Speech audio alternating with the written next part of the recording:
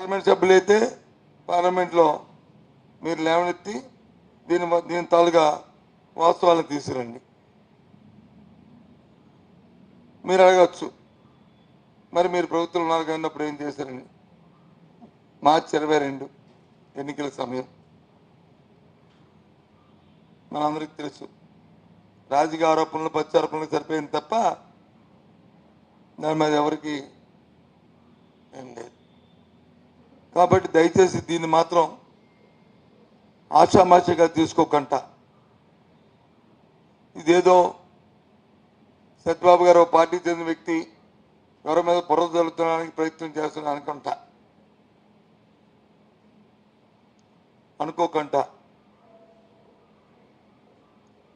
మీలో కానీ నిజంగా విశాఖపట్నం గురించి ఆలోచించే వ్యక్తులు, ఉత్సాహంగా ఆలోచించే వ్యక్తులైతే దీని మీద కోరండి. ఎవరు తప్పు చేస్తే వాళ్ళే, ఎవరు ఇన్వాల్వ్ అయితే వాళ్ళే, ఎవరు ఇందులో తప్పు చేసిన వాళ్ళు ముద్దాయి అయితే వాళ్ళే. పత్రికలు కూడా దీన్ని మళ్ళీ రాజకీయ కోణంలో తీసుకెళ్ళకంట. రాష్ట్ర శ్రేయస్సు దృష్ట్యా, ఉత్తరాంధ్ర శ్రేయస్సు దృష్ట్యా అన్ని పత్రికలు కూడా దీన్ని పాజిటివ్ లైన్లో తీసుకోవాలని రిక్వెస్ట్ చేస్తున్నాం. This my request. ఒక విషయం. ఇక రెండో విషయానికి వస్తే, చూసాను ఎన్నికలైన దగ్గర నుంచి భూ ఆక్రమణ జరిగినాయి. కొందరు వ్యక్తులు అయితే ఇంకా కొద్ది ముందుకెళ్ళి ఏదో కొత్తగా వచ్చిన వాళ్ళు ఏదో మధ్య వచ్చింది ఏదో రీల్స్ అని రీల్స్ లాగా తీసుకొస్తామని కొందరైతే ఇవాళ పత్రికలో చూశాను. దశపల్ల భూములు ఏమేమని జిల్లా బస్సులో ఫోటోలతో వేశారు. ఎవరెవరు దోచేసుకున్నారు, ఎవరో చెప్పుకున్నారు, డిస్కస్ చేద్దామని. దాని గురించి ఒక మాట చెప్పదలుచుకున్నాను. మన రాష్ట్రంలో మన ప్రాంతానికి ఉదూర్ తుఫాను వచ్చిన తర్వాత ఆరోపణలు ప్రత్యారోపణలు వచ్చాయి. ఆ రోజున్న అధికార పార్టీలోనే, ఆ రోజున్న ఈరోజు అధికారంలో ఉన్న తెలుగుదేశం పార్టీలోనే ఆరోపణలు ప్రత్యారోపణలు వచ్చాయి. దాని మీద నా ప్రభుత్వం, ఆ రోజు తెలుగుదేశం ప్రభుత్వం ఓ సిట్ ఏర్పాటు చేసింది. సిట్ ఏర్పాటు చేసి దాని మీద దర్యాప్తు జరపమంది.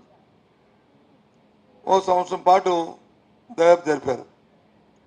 ఆ తర్వాత ఏమైందో తెలియదు కానీ ఇప్పుడు కాదు, ఆ టర్మ్స్ ఆఫ్ రిఫరెన్స్లోను 2004 సంవత్సరం నుంచి కూడా ఈ ప్రాంతంలో జరిగిన భూగా ఆక్రమణ గురించి దాన్ని వెలికి తీయాలని చెప్పని దాన్ని ఎక్స్టెండ్ చేశారు.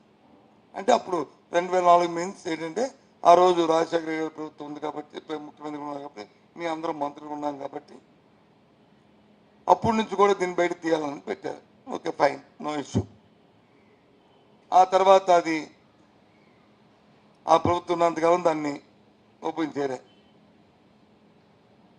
ఆ తర్వాత వైసీపీ ప్రభుత్వం వచ్చింది. అందులో నేను కూడా మంత్రిగా ఉన్నా.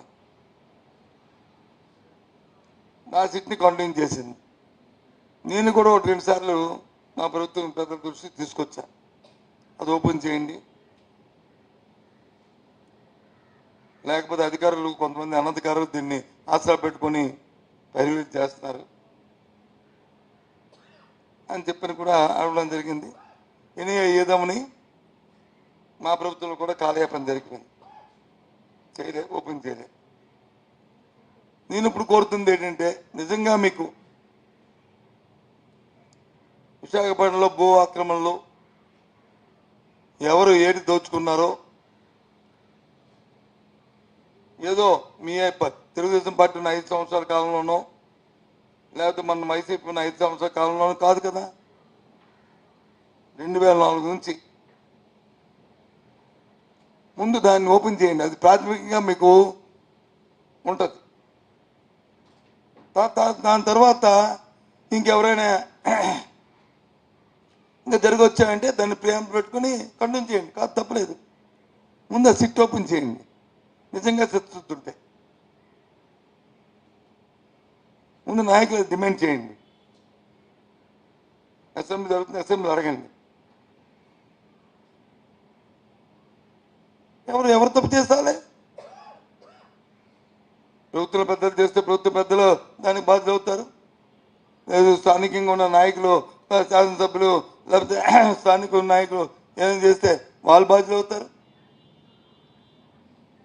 ఫైనల్గా విశాఖ ప్రజలకి, ఉత్తరాంధ్ర ప్రజలకి ఒక క్లారిటీ వస్తుంది. ఎవడు దొంగ, ఎవడు దొర, ఎవడు దోపిడి, ఎవడు ఇదని కొంతవరకు. ఆ తర్వాత ఇంకేమి యాక్షన్ చేసుకోండి, తప్పలేదు. దేని మీద ఎంక్వైరీ చేసుకో. ఎందుకంటే ప్రభుత్వం ఇప్పుడు ఉన్న వాళ్ళది వాళ్ళ హక్కు.